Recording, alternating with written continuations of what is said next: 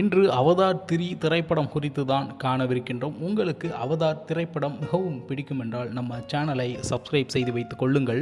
Bell பட்டனை அழுத்துங்கள். வாருங்கள் காணொளிக்குள் செல்லலாம்.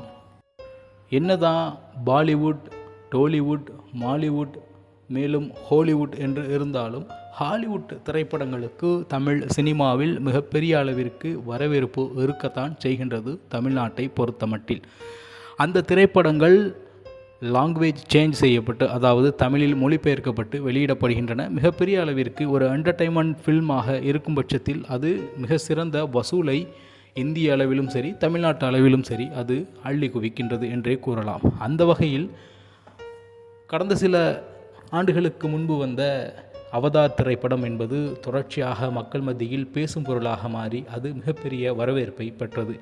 அவதார் முதல் பாகம் எடுத்த பொழுது மிகப்பெரிய அளவிற்கு இந்தியா, தமிழ்நாடு மட்டுமல்லாது உலகம் முழுவதும் அவதார் திரைப்படம் பேசப்பட்ட ஒரு திரைப்படமாக இருந்தது.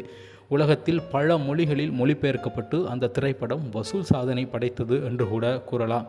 அவதார் திரைப்படத்தை எடுப்பவர் மேக் கேமரூன் என்ற ஒரு வல்லமை மிக்க இயக்குனர் தான். அவருடைய படைப்பாற்றல் மேலும் அவருடைய கற்பனை திறன் இதுவெல்லாம் கட்டிலடங்காதது. மிகப்பெரிய அளவிற்கு கற்பனை வளம் கொண்டவர் என்றே கூறலாம். ஒரு சில உண்மையான சூழ்நிலைகளையும் ஒரு சில புராண கதைகளையும் இதையெல்லாம் அடிப்படையாக வைத்துதான் மேக் கேமரூன் அவர்கள் அவதார் திரைப்படம் தொடர்ச்சியாக பல பாகங்களை வெளியிட்டு கொண்டு இருக்கின்றார் என்பது குறிப்பிடத்தக்கது.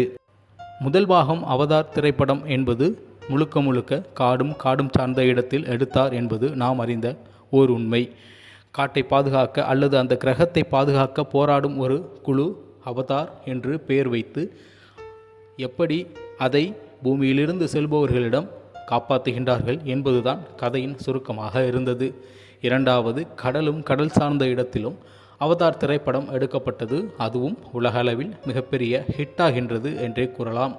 அந்த ஹிட்டான திரைப்படத்தை மிகப்பெரிய அளவிற்கு இந்திய அளவிலும் கொண்டாடினார்கள். அது மட்டுமல்லாது முதல் பாகம் அளவிற்கு இரண்டாம் பாகம் மிகப்பெரிய வெற்றியை அடையவில்லை என்றே கூறலாம். ஆனால் வரவிருக்கக்கூடிய அடுத்த பாகம், அதாவது அவதார் 3ஆம் பாகம் என்பது மிகப்பெரிய அளவிற்கு மக்கள் மத்தியில் பேசப்படக்கூடிய ஒரு பொருளாக மாறியிருக்கின்றது. ஏனென்றால் இதற்கு முன்பு நிலம், காடு சார்ந்த இடத்தை வைத்து எடுத்தார். அதன் பிறகு நீர் சார்ந்த இடத்தை வைத்து எடுத்தார். அதன் பிறகு தற்பொழுது நெருப்பு சார்ந்த இடத்தை வைத்து எடுக்கின்றார். அடிப்படையில் நெருப்பில் வாழுகின்ற மனிதர்கள் அல்லது நெருப்பு மனிதர்கள் அல்லது நெருப்பு சூழ்ந்திருக்கக்கூடிய பகுதியில் வாழக்கூடிய மனிதர்கள் என்று மிகப்பெரிய ஒரு கட்டமைப்புடன் இருக்கக்கூடிய அந்த மனிதர்களுக்கு ஏற்படும் சிக்கல்களை குறித்தான ஒரு திரைப்படமாக அவதார் 3 திரைப்படம் இருக்கப் போகின்றது. எப்படி அவதார் 1, அவதார் 2 திரைப்படம் உலக அளவில் மிகப்பெரிய ஹிட்டு சாதனை படைத்ததோ அதேபோன்று அவதார் 3 திரைப்படமும் மிகப்பெரிய அளவிற்கு உலக அளவில் ஹிட்டை கொடுக்கும் என்பதில் மாற்று கருத்து இருக்க முடியாது.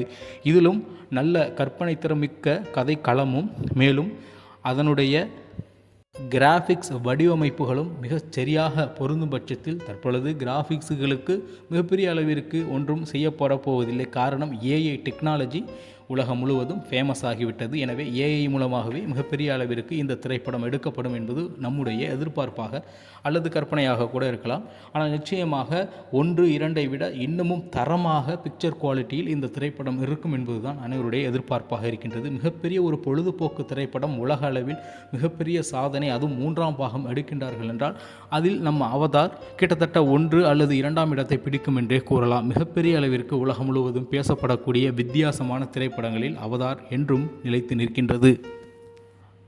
அவதார் திரைப்படம் உலகம் முழுவதும் வெற்றியடைய வாழ்த்துக்களை கூறி இதைபோன்று மீண்டும் ஓர் நல்லதொரு காணொலியில் உங்களை சந்திக்கின்றேன். அதுவரை உங்களிடமிருந்து விடைபெறுவது உங்கள் தமிழா செய்திகள். நன்றி, வணக்கம்.